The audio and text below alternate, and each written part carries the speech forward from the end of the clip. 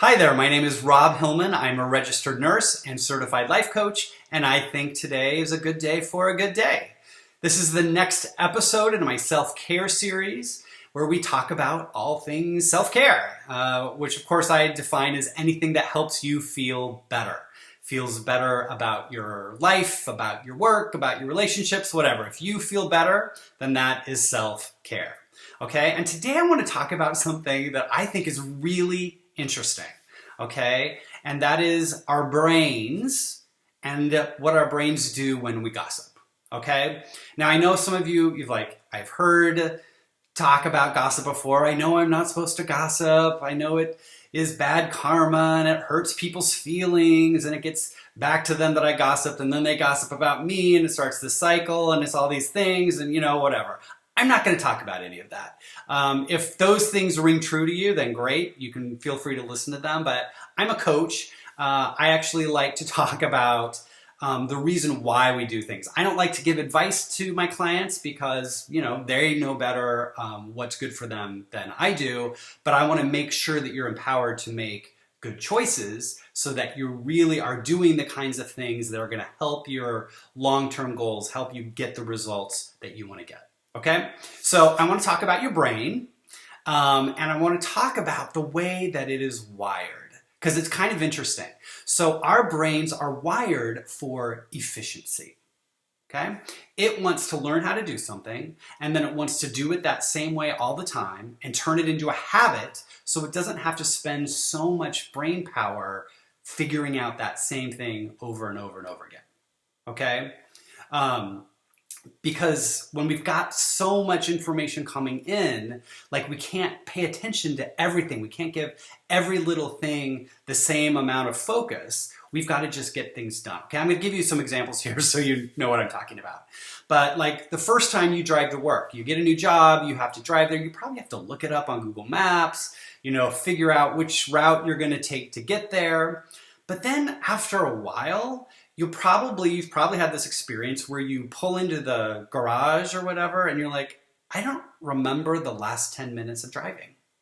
I was totally off daydreaming and I remember that, or I was listening to the radio and singing along, but I don't actually remember driving here, right? And because what has happened is your brain has turned that route into a habit and it just does it. And the decisions that go into the driving become subconscious, and it frees up our conscious mind to, daydream or think about something else, which is kind of scary, really, when it happens, but it's really showing you the way your brain wants to work. Because your brain was still making decisions, right? It was still dealing with the traffic lights, it was still, weaving and getting around the other cars that were on the road with you, it was still, probably paying attention that there wasn't a cop behind you, but it didn't have to involve your conscious mind. Okay? It just sort of does it. It drove you there without you even thinking about it. Okay? Now you nurses, there's another example for you, and I know this is going to make sense to you, but how many times have you heard, or perhaps even said, we do things this way because this is the way we've always done them? Right? It's exactly the same concept. It's that we as nurses have so much to do in a shift that we want to take the little parts and just make it into a habit, make it into a routine so we can do it. We can do our skin assessment and figure out what's going on with our patient. And we don't have to worry about, wait, how am I going to chart this? Where do I go in the computer? Where do I have to do that, right? We don't have to pay attention to that part. We want to free our brains to be like, okay, is this patient having signs of sepsis? Is there, other signs that things might be deteriorating? We want to pay attention to that, right? That's the important stuff.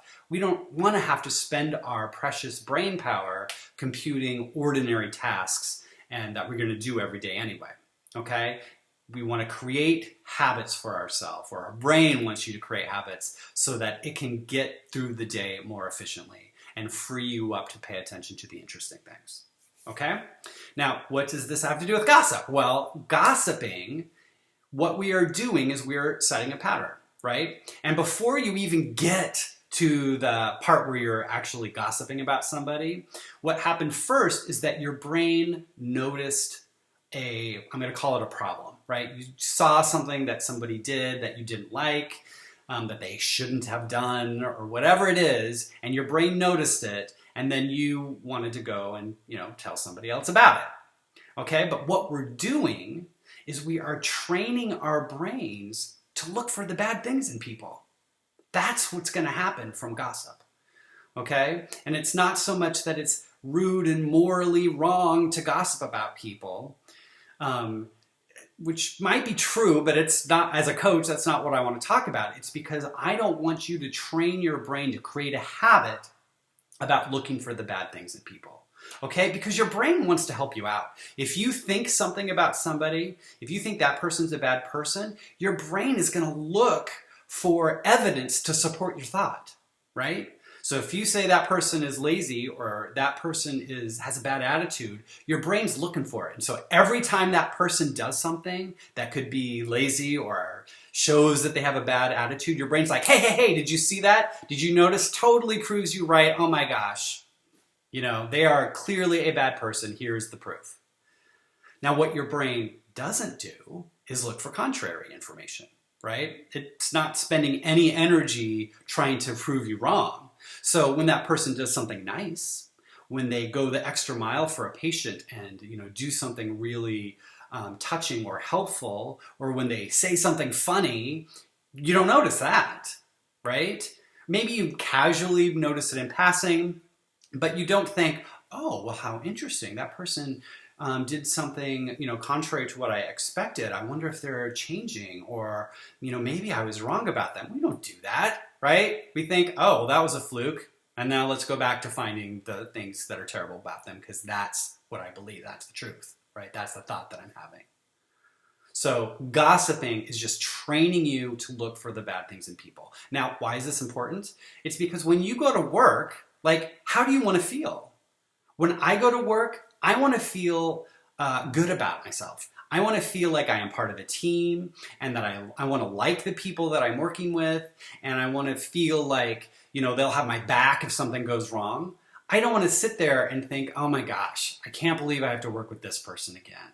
Why won't they get fired already? Why can't they just change and be a different person? Why can't someone else have to deal with them, right?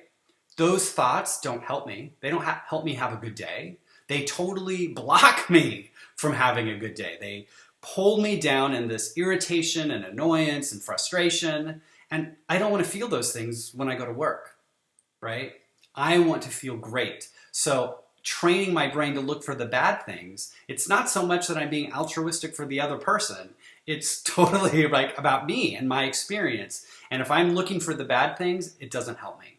It doesn't help me have the experience that I want. So I don't want to do that.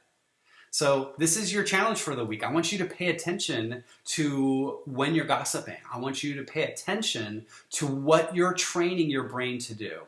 And are you looking for the good things in people because you think that might help you have a better experience? Or are you looking for the bad things, thinking, because it's fun to gossip, right? It can be fun to go and, feel superior to somebody else, and, sharing gossip can give you that little high or whatever. I get that.